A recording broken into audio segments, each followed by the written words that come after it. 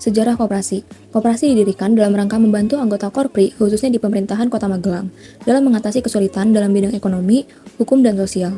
Didirikan pada tahun 2009 dengan nomor badan hukum 188,4 BH 14,32 090 480 7 2009. Mengalami perubahan anggaran dasar berdasarkan SK Wali Kota Magelang nomor 518 124 112 tanggal 7 April 2016, serta telah diupdate dengan AHU pada bulan Desember 2024. Anggota koperasi yang diatur dalam anggaran dasar koperasi adalah anggota Korpri wilayah Kota Magelang. Sampai dengan posisi 31 Desember 2024, jumlah anggota sebanyak 195 orang.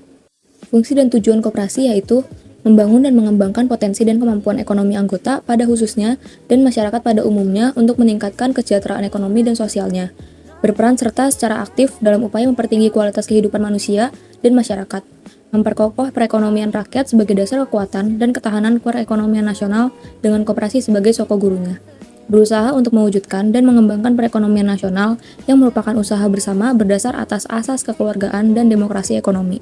Syarat sebagai anggota, yang pertama, warga negara Indonesia, yang kedua, telah berusia 17 tahun atau lebih, yang ketiga, bersedia membayar simpanan pokok dan simpanan wajib, yang keempat, menggunakan jasa koperasi dan aktif bertransaksi di koperasi, misalnya belanja di koperasi konsumsi atau menabung di koperasi simpan pinjam, yang kelima, menerima dan mematuhi ADART koperasi dan bersedia mengikuti aturan koperasi dan keputusan rapat anggota tahunan atau RAT, yang keenam, di lingkup pemerintahan dan mengajukan permohonan secara resmi, yang ketujuh, mengisi formulir pendaftaran. Yang kedelapan, melampirkan fotokopi KTP dan pas foto. Yang kesembilan, dan yang terakhir, membayar simpanan awal sesuai ketentuan koperasi.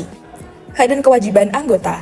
Hak anggota mendapat bagian dari sisa hasil usaha atau SHU. Yang kedua, menggunakan layanan koperasi, misalnya pinjaman atau belanja lebih murah. Yang ketiga, ikut serta dalam rapat dan pengambilan keputusan koperasi. Yang keempat, mendapatkan pelatihan dan bantuan dari koperasi.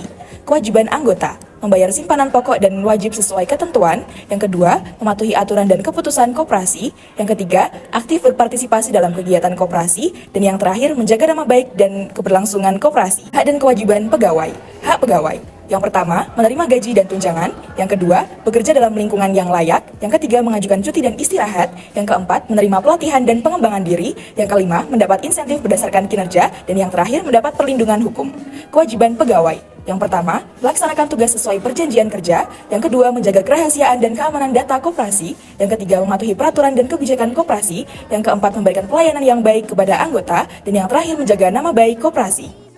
Alur pelayanan koperasi. Anggota yang ingin meminjam akan mengambil belangko, lalu mengisi format yang nantinya akan diajukan ke koperasi, dan dari koperasi akan menganalisis apakah dananya bisa turun atau tidak. Proses ini berlangsung sekitar 3-4 hari. Prosedur bagi hasil. Prosedur bagi hasil terdiri dari 2 rumus SHU. Yang pertama, rumus SHU dari jasa usaha. Rumus SHU dari jasa usaha diperuntukkan untuk anggota yang bertransaksi dengan koperasi, misalnya simpan pinjam atau belanja di koperasi.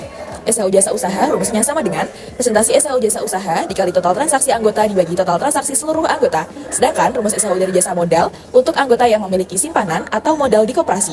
SHU jasa modal sama dengan presentasi SHU jasa modal dikali simpanan anggota dibagi total transaksi seluruh anggota. Manajemen koperasi. Pengelolaan koperasi dilakukan oleh pengurus sesuai job description masing-masing, dengan jumlah pengurus 5 orang, yaitu 1 ketua, 2 orang sebagai sekretaris, dan 2 orang sebagai bendahara. Pengurus bekerja tidak full-time, mengingat tugas pokoknya sebagai ASN. Untuk memperlancar tugas pengurus dan memudahkan dalam memberikan pelayanan kepada anggota, dalam mengelola usahanya, pengurus dibantu oleh 1 orang karyawan yang bekerja full-time sesuai jam kerja yang diatur koperasi. Pengelolaan usaha simpan pinjam sesuai aturan yang berlaku dikelola secara otonom yang hanya melayani anggota. Usaha toko menjadi usaha pusatnya, selain melayani anggota, juga melayani masyarakat umum. Untuk usaha simpan pinjam, bekerjasama dengan bank jateng dan koperasi lain. Dalam menyediakan barang dagangan, koperasi melakukan kerjasama dengan berbagai pihak seperti para agen, distributor, toko, dan UMKM. Peran koperasi dalam mendukung UMKM. 1. Menyediakan bahan pokok pengolahan produk UMKM. 2. Ikut memasarkan dan mempromosikan produk UMKM. Peran Disperindak dan Didaskop. 1. Sebagai pembina dengan menyelenggarakan berbagai macam pendidikan dan pelatihan. 2. Dinas juga berperan sebagai pengawas, khususnya dalam mengawasi terhadap kepatuhan koperasi terhadap peraturan perundang-undangan. Peran koperasi terhadap lingkungan. 1. Berpartisipasi terhadap kegiatan sosial keagamaan seperti bantuan sosial dan untuk Peran koperasi terhadap lingkungan. 1. Berpartisipasi terhadap kegiatan sosial keagamaan seperti bantuan sosial untuk Palestina. 2. Berpartisipasi apabila terjadi bencana alam sesuai kemampuan koperasi.